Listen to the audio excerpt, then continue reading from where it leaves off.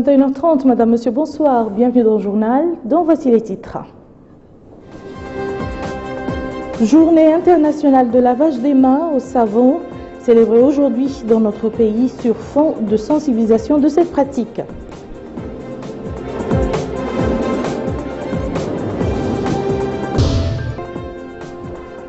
L'activité de pêche au repos pour un mois après l'entrée en vigueur aujourd'hui de l'arrêt biologique.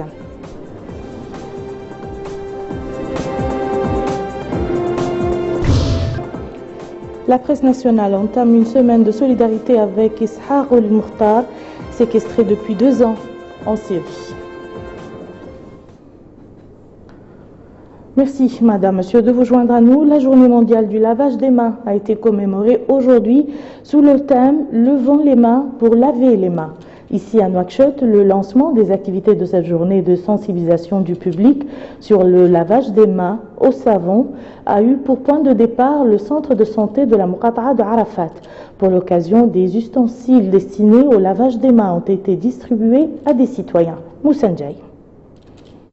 C'est au centre de santé de la Muqata'a de Riyad à Nouakchott que les activités commémorant la journée mondiale du lavage des mains ont été démarrées.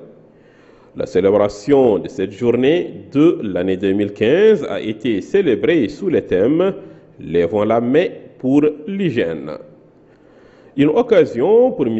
Ahmed Jiddou Oulizain, chargé de mission au ministère de la Santé, de souligner l'importance de cette journée. Il a ajouté que le lavage des mains à l'eau et au savon n'est qu'une prévention contre plusieurs maladies. Mener des campagnes de sensibilisation pour sauver la vie des couches de population les plus nécessiteuses, notamment celles qui n'ont aucun accès à l'information, étant moins efficaces pour détruire les microbes. Saviez-vous que chaque année, 7,7 millions d'enfants meurent avant l'âge de 5 ans de diarrhée et de pneumonie dans le monde? Saviez-vous que le simple fait de se laver les mains pouvait réduire les décès par diarrhée de près de la moitié et les infections de pneumonie d'environ 25%? Oui, le lavage des mains au savon est l'un des moyens les plus efficaces et les moins coûteux pour sauver la vie des enfants dans le monde. Le gouvernement mauritanien a franchi plusieurs étapes importantes dans différents domaines, d'où la nécessité de mettre l'accent sur certaines réalisations. Certes, la Mauritanie a su entreprendre et réaliser de nombreuses actions au cours de ces dernières années, malgré les défis importants liés à des taux de mortalité maternelle et néonatale, de faibles pratiques d'hygiène, notamment le lavage des mains au savon au moment critique. Mais beaucoup reste à faire. Pour relever les défis, tous les acteurs concernés par le secteur de la santé, de l'assainissement et de l'hygiène doivent mobiliser des ressources humaines et financières pour la réussite de toutes les campagnes de sensibilisation liées au lavage des mains.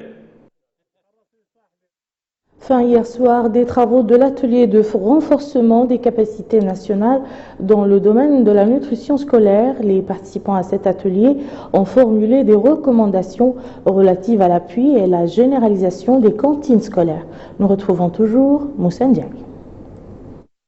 La création d'un fonds d'appui à la nutrition scolaire est l'une des recommandations des participants de l'atelier de renforcement des capacités nationales tenu au cours de cette semaine à Nouakchott.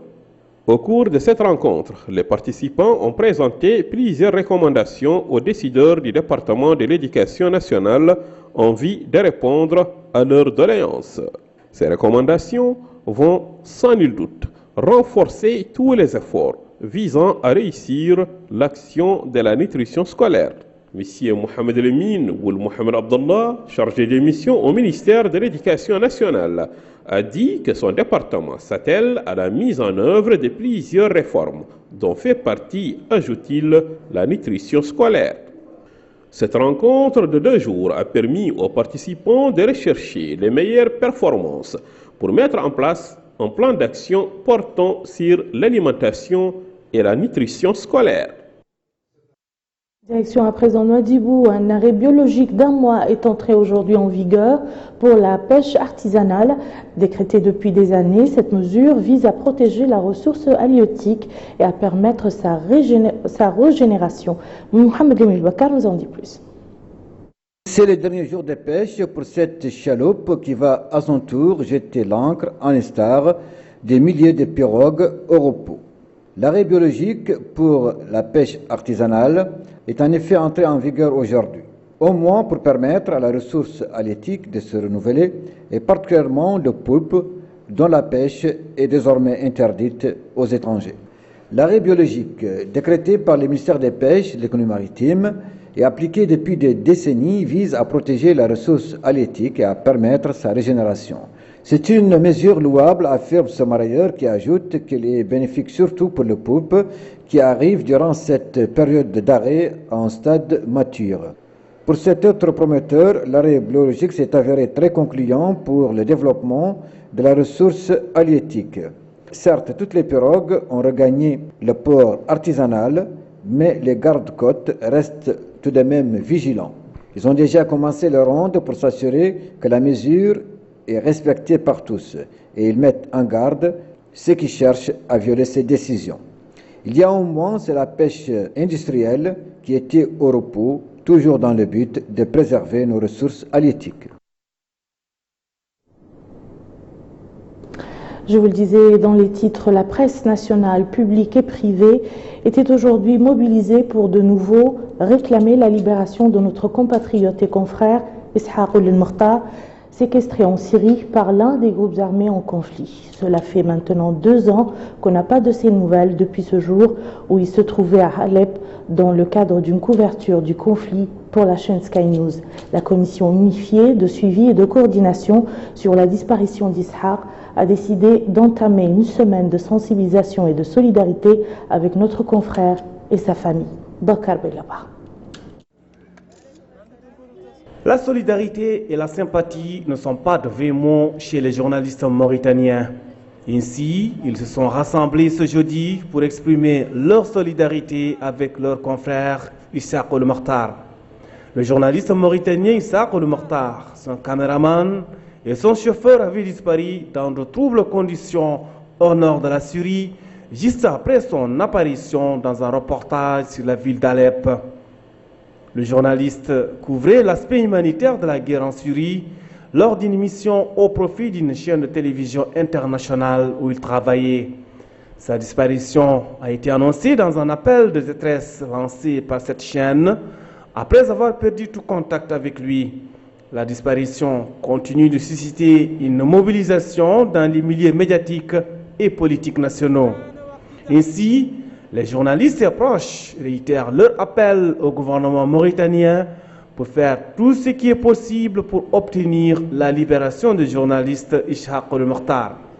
Dans le même cadre, plusieurs sympathisants et journalistes se sont regroupés dans la concession familiale pour exprimer toute leur solidarité aux journalistes disparus. Et la famille de Ishaq el-Mukhtar remercie tous ceux qui déploient des efforts pour que leur fils recouvre la liberté et appelle le gouvernement mauritanien à ne pas baisser les bras pour obtenir la libération d'Ishaq el-Mukhtar. Le ministère du Commerce, de l'Industrie et du Tourisme a organisé aujourd'hui au profit de certains journalistes de la presse publique et privée une session de formation sur la qualité.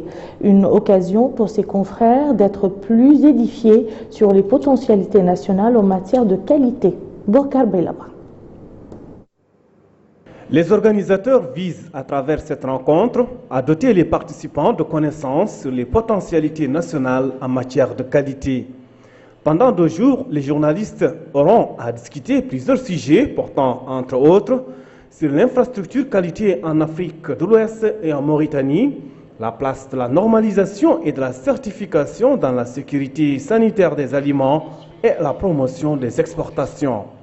Ils seront également édifiés sur le programme Système qualité de l'Afrique de l'Ouest, l'importance du prix qualité dans le développement de l'industrie et le rôle des journalistes et des experts en communication dans la vulgarisation du programme. L'occasion pour le directeur de la normalisation et de la promotion de la qualité au ministère du Commerce, de l'Industrie et du Tourisme, M. Mohamed Abdallahi Mohamed Edman, d'indiquer que la mondialisation et l'ouverture du commerce imposent aux États et aux consommateurs des défis qui ne peuvent être surmontés par les moyens traditionnels. Il a souligné que les journalistes et les experts en communication sont capables de sensibiliser les responsables publics, les élus et les consommateurs sur l'introduction de la qualité dans leur comportement et leurs transactions, avant de les exhorter à éclairer les citoyens sur la compréhension de la qualité et ses défis. Et une infrastructure de qualité doit exister au niveau national et reconnue au niveau international. La qualité joue un rôle extrêmement important, tant pour les consommateurs, car à travers les systèmes qualité, les consommateurs peuvent compter sur l'acquisition de produits de qualité qui ne sont pas nocifs pour leur santé et qui aussi, lorsqu'ils sont des biens durables, peuvent durer longtemps et qui sont en conformité avec les normes internationales. D'une part. D'autre part, la qualité permet la compétitivité de l'économie, car grâce à l'application des normes de qualité, nous obtenons des produits qui peuvent être exportés dans les autres marchés et donc rendre notre économie plus prospère. À noter que la cérémonie s'est déroulée en présence de la coordinatrice en Mauritanie du programme du système qualité de l'Afrique de l'Ouest, Mme Mamintba Ould Hamed. Encouragé par l'appui de l'aviation russe, le régime syrien a intensifié aujourd'hui les attaques contre les rebelles dans la province de Homs. L'armée syrienne a d'ailleurs annoncé avoir pris un village au nord de Homs et 2 autres dans la province Hama. Par ailleurs, l'armée russe affirme avoir bombardé 32 cibles du groupe État islamique. Sur le plan diplomatique, Moscou affirme avoir proposé aux États-Unis d'Amérique qu'une délégation de responsables américains se rend à Moscou pour évoquer la crise syrienne. Et afin d'éviter des collisions, une ligne directe a été installée entre Moscou et Tel Aviv. Elle prévoit le partage d'informations sur les opérations des forces aériennes entre le quartier général russe et celui de l'aviation militaire israélienne. Résultat provisoire partiel du premier tour de la présidentielle place Alpha Condé en tête. Son principal adversaire, le chef de l'opposition Dalen Diallo, qui réclame l'annulation du premier tour, dénonçant une fraude massive, avait annoncé par la voix de son porte-parole mettre un terme définitif à sa participation au processus électoral actuel et retirer ses représentants de ce simulacre d'élection. Sur des résultats partiels portant sur environ un quart des 6 millions d'électeurs, Condé était largement en tête devant Diallo qui distançait lui-même très nettement les 6 autres candidats. Et voilà qui met fin à ce journal. Tout de suite, le rappel des titres. Journée internationale de lavage des mains au savon, célébrée aujourd'hui dans notre pays sur fond de sensibilisation de cette pratique.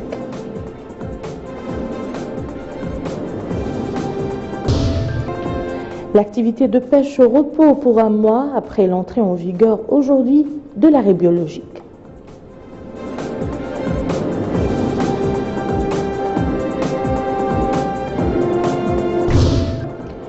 La presse nationale entame une semaine de solidarité avec Ishaq Ould El Mokhtar, séquestré depuis 2 ans en Syrie. Merci, madame, monsieur, de nous avoir suivis. À demain, Inch'Allah.